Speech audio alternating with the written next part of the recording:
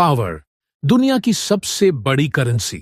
कुछ लोगों के पास ये होती है, कुछ इसे पाने के लिए तरसते हैं, और बहुत से लोग ये तक नहीं जानते कि ये असल में काम कैसे करती है। लेकिन सच्चाई ये है, चाहे तुम्हें पसंद आए या ना आए, पावर तुम्हारी जिंदगी की हर चीज को शेप करती है।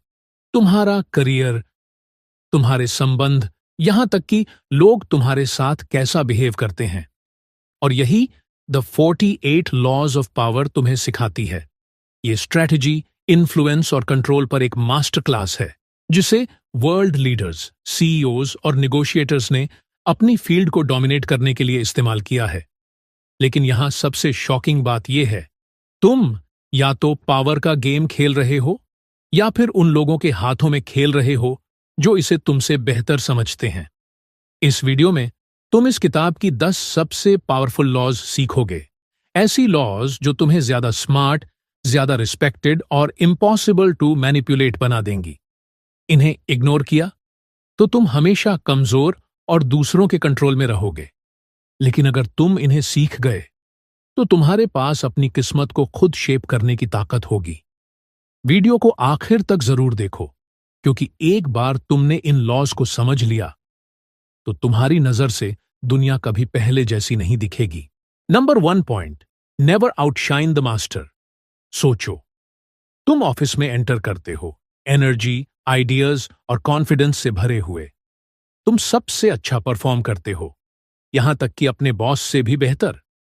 तुम सोचते हो कि इससे तुम्हें रिस्पेक्ट और रिकॉग्निशन मिलेगी। सही? गलत। एडमिरेशन की जगह तुम देखते हो एक अजीब सा बदलाव। तुम्हारा बॉस अचानक कोल्ड हो जाता है, दूर दूर रहने लगता है, शायद थोड़ा हॉस्टाइल भी। लेकिन क्यों? क्योंकि तुमने पावर के गेम में सबसे बड़ी गलती कर दी। तुमने अपने मास्टर को आउटशाइन कर दिया। पावर की असली सच्चाई, पावर सिर्फ सबसे बेस्ट बनने के बारे में नहीं है, बल्कि ये समझने के बारे में है कि कंट्रोल किसके पास है और कैसे तुम्हें उसके ईगो को सही तरीके से हैंडल करना है। अगर तुम अपने सीनियर को इनसिक्योर महसूस करवा दोगे तो वो तुम्हें एक एसेट नहीं बल्कि थ्रेट समझेंगे, और थ्रेट्स को खत्म कर दिया जाता है। इतिहास में ऐसे कई एग्जाम्पल्स हैं जहां ब्रिलियंट लोगों को सिर्फ इसीलिए बर्बाद कर दिया गया क्योंकि उन्होंने अपने सुपीरियर्स को छोटा महसूस करा दिया। जैसे निकोलस फूके, फ्रांस का एक फाइनेंस मिनिस्टर, एम्बिशियस, वेल्थी और चार्मिंग, लेकिन उसने एक फेटल गलती कर दी। उसने किंग लुई XII को इंप्रेस करने के लिए एक भव्य पार्टी रखी, और इसका नतीजा, किंग को लगा कि फुके उनकी पावर के लिए खतरा है। उन्होंने उसे अरेस्ट करवा दिया और वो अपनी पूरी जिंदगी जेल में बिता सका। अब सोचो, क्या तुम्हारे साथ भी ऐसा हुआ है? तुमने मेहनत की, बेस्ट परफॉर्म किया, लेकिन इग्नोर कर दिया गया, या फिर तुम्हें सजा दी गई। शायद तुम्हारा बॉस तुम्हारे काम का क्रेडिट ले गया, शायद टीचर ने किसी और को ज्यादा फेवर किया, शायद तुम्हें यह कहकर पीछे कर दिया गया कि तुम बहुत ज्यादा हो। यही होता है जब तुम अपने सक्सेस की परसेप्शन को कंट्रोल नहीं करते। कैसे अप्लाई करें इस लॉ को? पावर में सटल्टी जरूरी है। तुम्हारे सुपीरियर को थ्रेटेंड महसूस कराने के बजाय उन्हें पावरफुल फील कराओ। क्रेडिट अपवर्ड्स दो। अपने बॉस को ऐसा फील कराओ कि वो तुम्हें गाइड कर रहे हैं। जब उन्हें लगेगा कि तुम्हारी ग्रोथ उनकी वजह से हो रही है, तो वो तुम्हारा सपोर्ट करेंगे, तुम्हें बर्बाद नहीं करेंगे। हम्बल दिखो। भले ही तुम जीत रहे हो, लोग टैलेंट पसंद करते हैं, लेकिन एरोगेंस से नफरत। अपने एक्शंस से दिखाओ कि तुम बेस्ट हो, लेकिन ऐसा मत लगने दो कि दूसरे हार रहे हैं। स्ट्रेटेजिक फ्लैटरी यूज करो। अपने बॉस, टीचर या लीडर को ऐसा फील कराओ कि कंट्रोल उनके हाथ में है, भले ही असल में स्ट्रिंग्स तुम खींच रहे हो। पावर परसेप्शन का खेल है। सबसे खतरनाक दुश्मन वो नहीं जो तुम्हारे खिलाफ खुलकर आता है, बल्कि वो जो सीक्रेटली तुमसे थ्रेटेंड महसूस करता है। तो स्मार्ट बनो, स्ट्रेटेजिक बनो, और सबसे जरूरी, कभी भी अपने मास्टर को आउटशाइन मत करो। अब अगले लॉ में हम जानेंगे एक ऐसा पावरफुल सीक्रेट जो तुम्हें अनप्रेडिक्टेबल और इम्पॉसिबल टू मैनिपुलेट बना देगा। Number 2 point, conceal your intentions. अपनी असली मंशा छिपा कर रखो।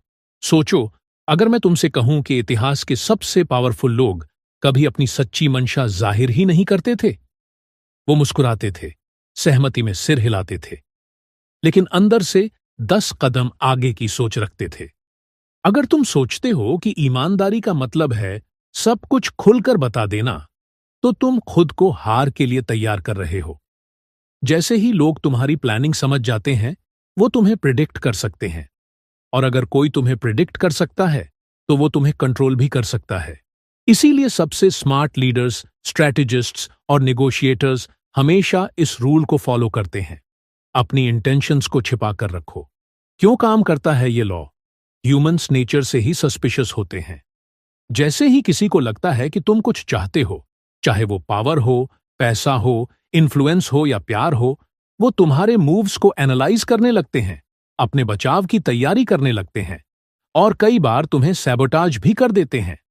लेकिन जब तुम्हारी मंशा छिपी रहती है, लोग खुद को सेफ महसूस करते हैं। वो अपना गार्ड नीचे कर देते हैं, और यही वो मौका होता है जब तुम्हें मूव करना चाहिए। जैसे ऑटो वॉन बिस्मार्क, वो मास्टरमाइंड था जिसने जर्मनी को यूनिफाई किया। उसने अपने दुश्मनों को शतरंज के मोहरों की तरह खेला, कभी भी अपनी असली प्लानिंग जाहिर नहीं की। जब लोग सोचते थे कि वो शांति चाहता है, तब वो युद्ध की तैयारी कर रहा होता था। जब लोगों को लगता था कि वो कमजोर है, तब वो पूरी ताकत से वार करता था। उसकी अनप्रेडिक्टेबिलिटी ने उसे अपने समय का सबसे पावरफुल इंसान बना दिया। ये तुम्हारी लाइफ में कैसे लागू होता है?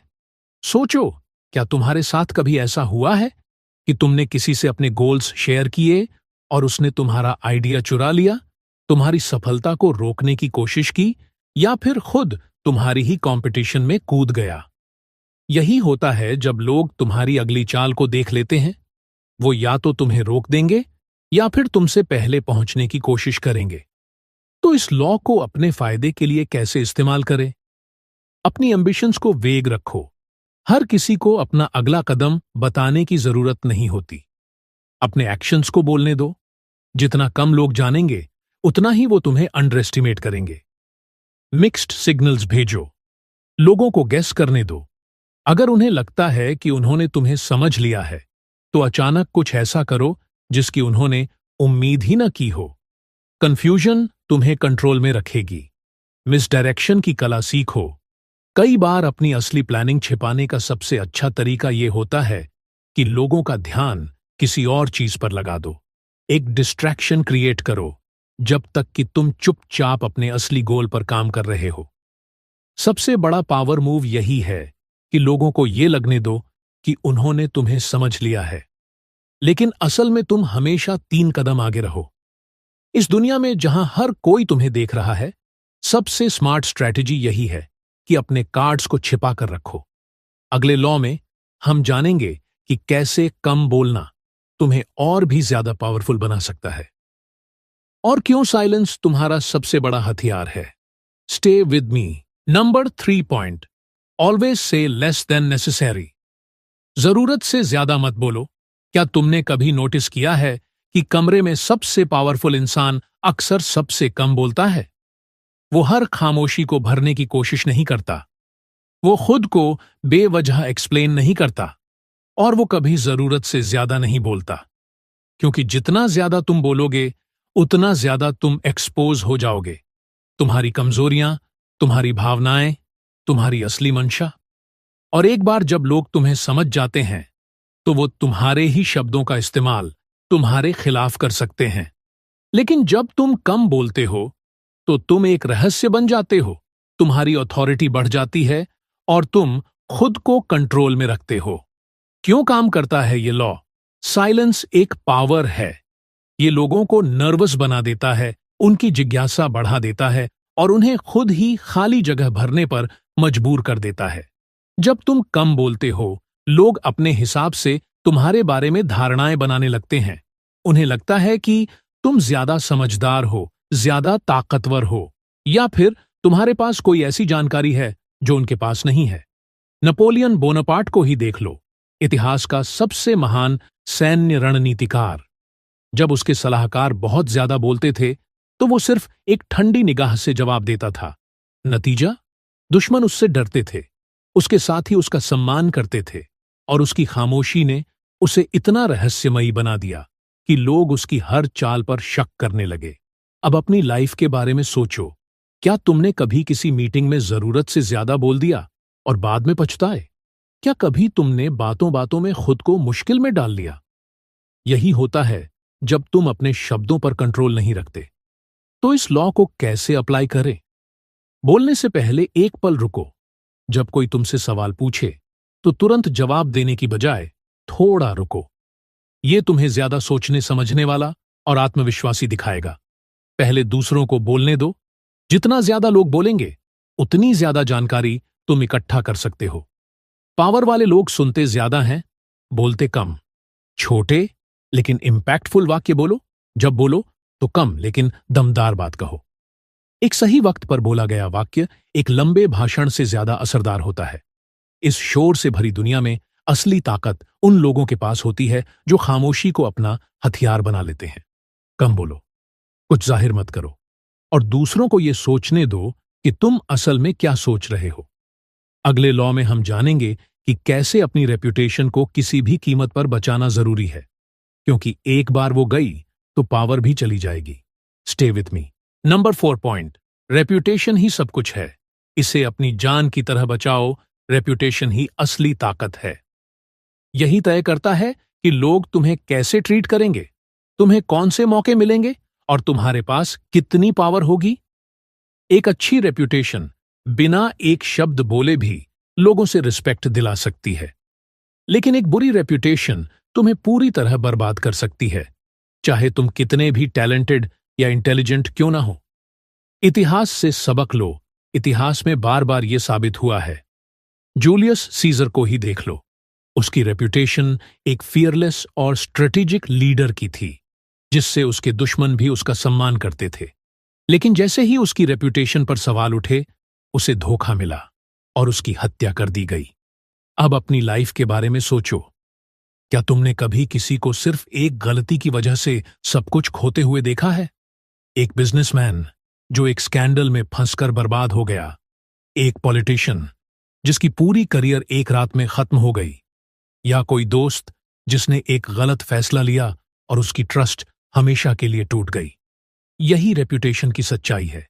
इसे बनाने में सालों लगते हैं, लेकिन इसे बर्बाद होने में सिर्फ कुछ सेकंड। रेप्यूटेशन इतनी जरूरी क्यों है?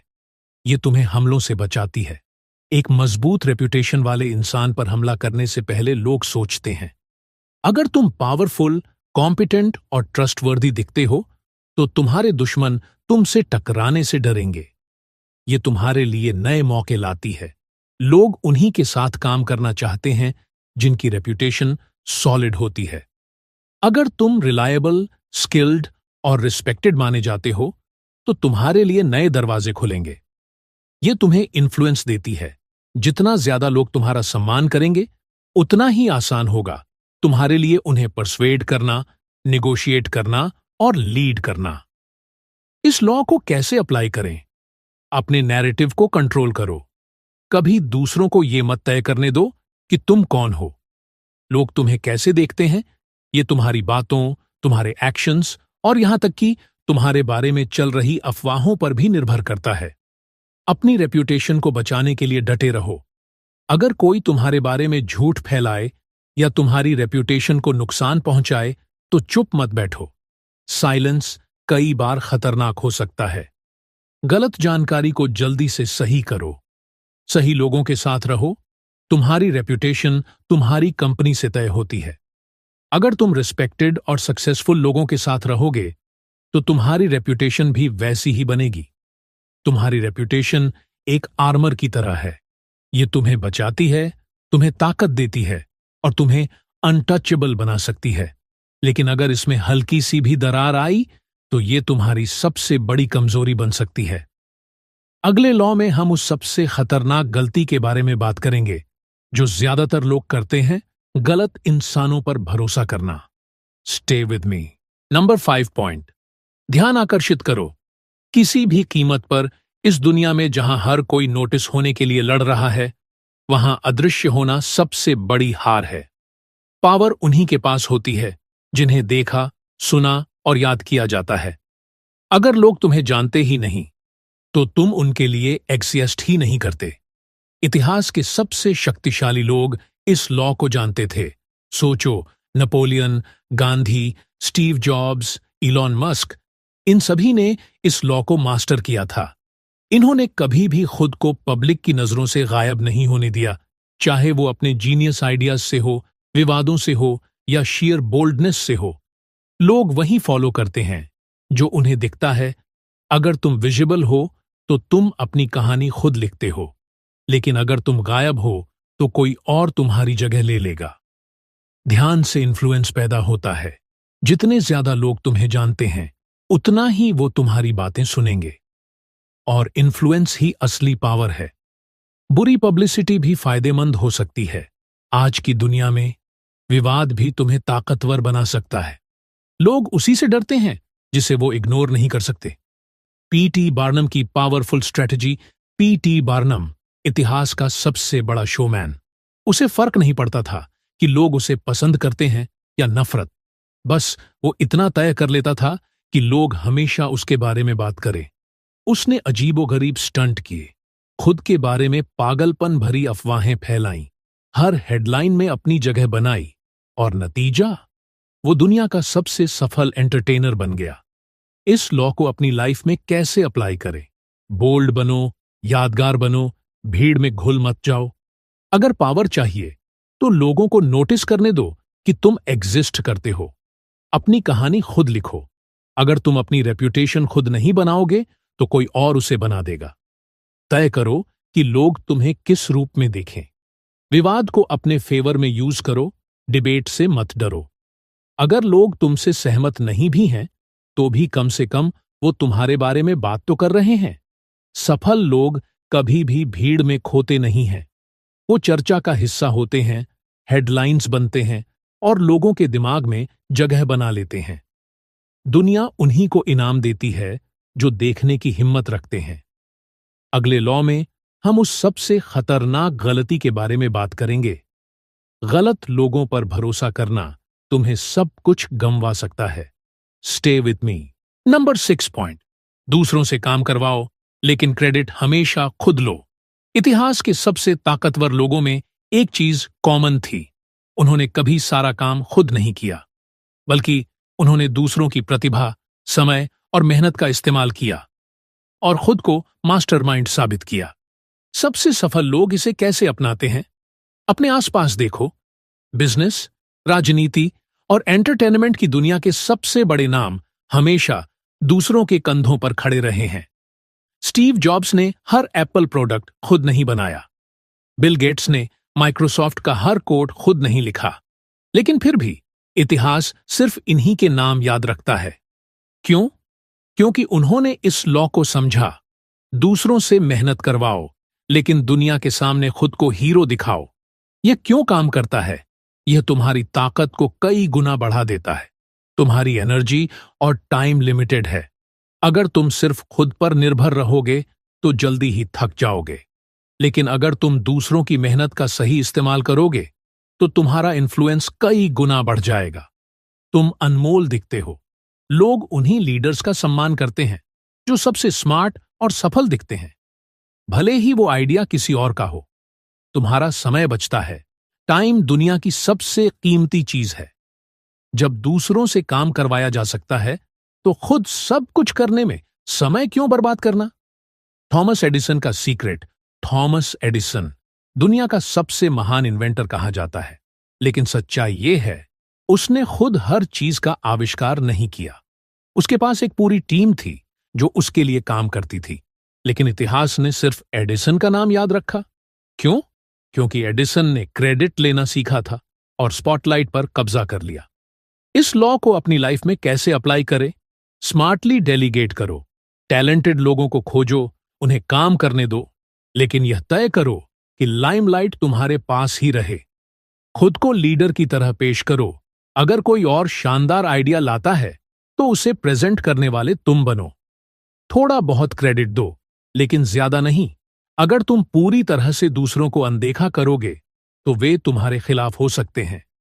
उन्हें बस इतना क्रेडिट दो कि वो मोटिवेटेड रहें, लेकिन खुद से आगे ना निकलने पाएं। ताकतवर लोग खुद को थकाते नहीं हैं। वे दूसरों की स्किल्स का इस्तेमाल करते हैं, लेकिन नाम और पहचान खुद के लिए रखते हैं। इसी तरह लीडर्स आगे बढ़ते हैं और फॉलोअर्स हमेशा पीछे छूट जाते हैं। अगले लॉ में हम बात करेंगे कि जरूरत से ज्यादा दयालु होना तुम्हें कैसे बर्बाद कर सकता है और क्यों अपने दुश्मनों को पूरी तरह कुचलना ही असली पावर का राज है। Stay with me. Number 7 point, लोगों को अपने पास बुलाओ, जरूरत पड़े तो ल्यूर करो। पावरफुल लोग कभी पीछा नहीं करते, वो अट्रैक्ट करते हैं। वो खुद अपॉर्चुनिटीज, रिलेशनशिप्स या एनिमीज के पीछे नहीं भागते, बल्कि ऐसी स्थितियां बनाते हैं कि लोग खुद उनके पास आएं। यही असली पावर है। सोचो, जब तुम किसी के पीछे भागते हो तो असली कंट्रोल किसके पास होता है? अगर तुम किसी बिजनेस डील, रिलेशनशिप या अपॉर्चुनिटी के लिए दूसरों को मनाने की कोशिश कर रहे हो, तो असली पावर उनके हाथ में होती है। लेकिन जब तुम खुद को वैल्यूएबल, मिस्टीरियस और एक्सक्लूसिव बना लेते हो, लोग खुद तुम्हारे पास आएंगे और तब तुम टर्म्स सेट करोगे, तुम रूल्स बनाओगे। यह क्यों काम करता है? तुम्हें एडवांटेज मिलता है। जब लोग तुम्हारे पास आते हैं तो वो पहले ही वीक पोजीशन में होते हैं। उन्हें तुमसे कुछ चाहिए होता है और इसका मतलब है कि तुम डील के रूल्स सेट कर सकते हो। तुम एक्सक्लूसिव लगते हो। लोग उन्हीं चीजों को ज्यादा इंपॉर्टेंस देते हैं जिनके लिए उन्हें एफर्ट करनी पड़े। अगर तुम हमेशा अवेलेबल रहते हो तो लोग तुम्हें हल्के में लेने लगेंगे। दूसरे तुम में इन्वेस्ट करने लगते हैं।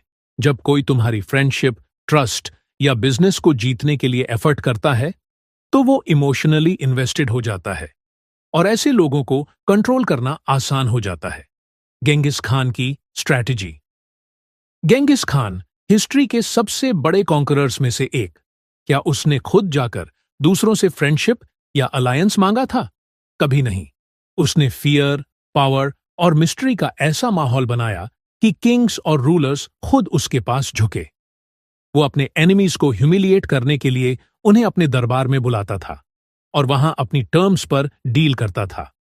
यही असली पावर है, गेम के रूल्स खुद सेट करना। इस लॉ को अपनी लाइफ में कैसे अप्लाई करें? मिस्टीरियस बनो।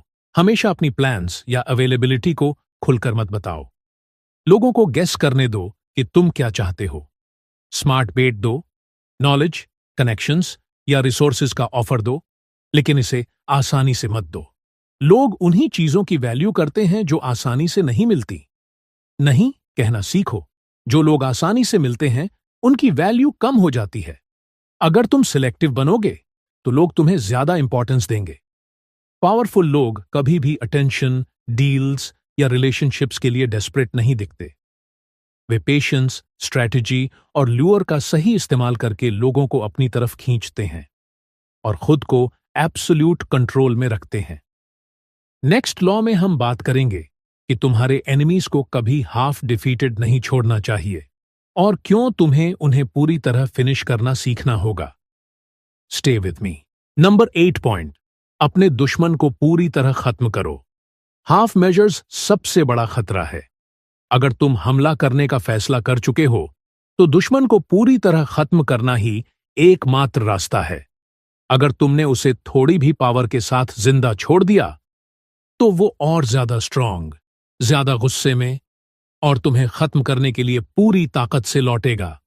इतिहास से सीखो, अगर दुश्मन को पूरी तरह खत्म नहीं किया तो मुसीबत वापस आएगी। नेपोलियन बोनापार्ट को पहली बार हराकर जब एग्जाइल में भेजा गया तो लोगों ने सोचा कि अब वो खतरा नहीं रहा, लेकिन उसे जिंदा छोड़ना एक बहुत बड़ी गलती थी। नेपोलियन वापस लौटा, अपनी आर्मी फिर से बनाई और लगभग दोबारा पावर में आ गया। तभी जाकर जब उसे पूरी तरह से क्रश करके एक दूर दराज के आइलैंड पर भेज दिया गया, तब दुनिया ने उससे छुटकारा पाया। यह लॉ बेरहम क्यों है, लेकिन जरूरी क्यों है? एक घायल दुश्मन सबसे खतरनाक होता है। अगर तुम उसे पूरी तरह खत्म नहीं करते तो वो हमले को याद रखेगा और मौका मिलते ही बदला लेगा। भविष्य के खतरे खत्म होते हैं। एक पूरी तरह डिस्ट्रॉयड एनिमी कभी वापस नहीं आता। इससे तुम्हें बार बार उसी एनिमी से लड़ने की जरूरत नहीं पड़ती। लोगों को मैसेज मिलता है, जब लोग देखते हैं कि तुम अपने ओपोनेंट्स को कैसे हैंडल करते हो, तो वो दोबारा तुम्हारे खिलाफ जाने से पहले 100 बार सोचेंगे। बिजनेस की दुनिया में भी यही रूल लागू होता है। जब एप्पल ने स्मार्टफोन मार्केट पर कब्जा किया, तो क्या सैमसंग पीछे हट गया? नहीं, उन्होंने लड़ाई को और तेज किया, एप्पल की स्ट्रैटेजी को समझा और एक तगड़ा कॉम्पिटिटर बन गए। अगर एप्पल ने सैमसंग को पूरी तरह क्रश कर दिया होता, तो आज उन्हें इतनी टफ कंपटीशन नहीं मिलती।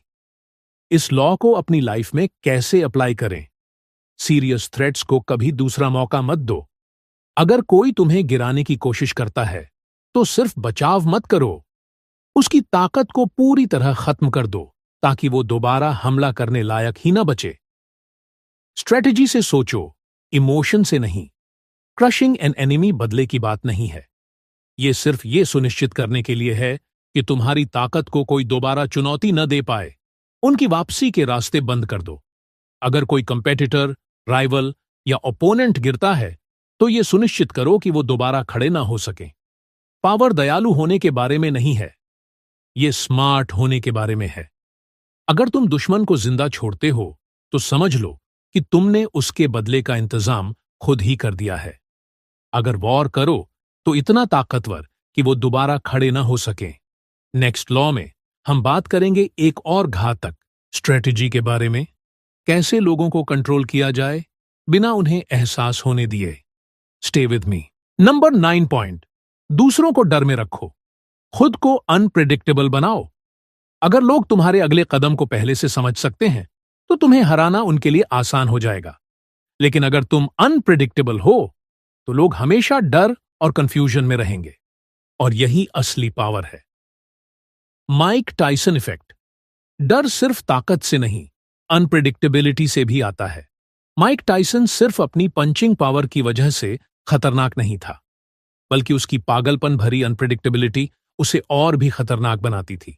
उसका ओपोनेंट सिर्फ उसकी ताकत से नहीं डरता था, बल्कि इस बात से भी डरता था कि वो कब कोई इलीगल हिट मारेगा, कब किसी का कान काट लेगा, या कब फाइट के रूल्स तोड़कर वाइल्ड हो जाएगा। उसकी अनप्रेडिक्टेबिलिटी ने उसके ओपोनेंट्स को मेंटल लेवल पर हरा दिया, फाइट शुरू होने से पहले ही। यह लॉ क्यों काम करता है? लोग उस चीज से डरते हैं जिसे वे समझ नहीं सकते। अगर कोई आदमी एरेटिक है, तो बाकी लोग कंफ्यूज हो जाते हैं। वो सेफ खेलते हैं, और यही तुम्हें कंट्रोल करने की पावर देता है। ये दूसरों को रिएक्टिव बना देता है। अगर किसी को तुम्हारे अगले कदम का पता ही नहीं चलेगा, तो वो प्लान ही नहीं बना पाएंगे, और यही तुम्हारी जीत होगी।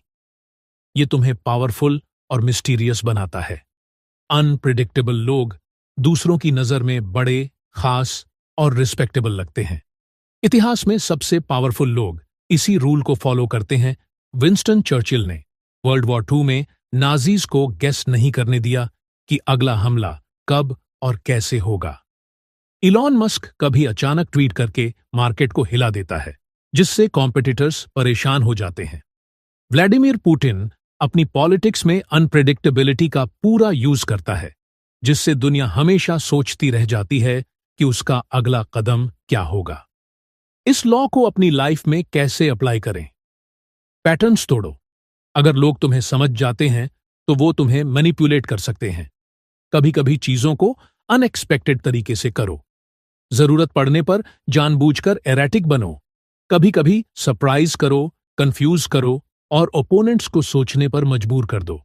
नैरेटिव को कंट्रोल करो।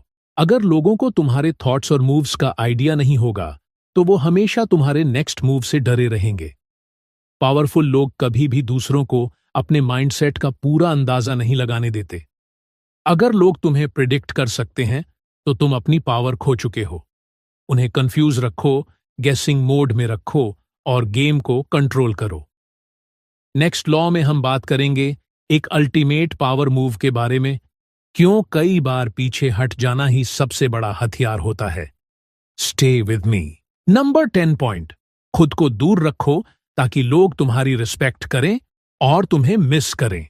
अगर कोई चीज हमेशा अवेलेबल हो, तो लोग उसे फॉर ग्रांटेड लेने लगते हैं, लेकिन जब वही चीज रेयर हो जाती है, तो उसकी वैल्यू अचानक बढ़ जाती है। यही रूल तुम्हारी प्रेजेंस पर भी लागू होता है। अगर तुम हर वक्त अवेलेबल हो, लोग तुम्हें सीरियसली लेना बंद कर देंगे। लेकिन अगर तुम स्ट्रेटेजिकली पीछे हटते हो, तो कुछ पावरफुल होता है।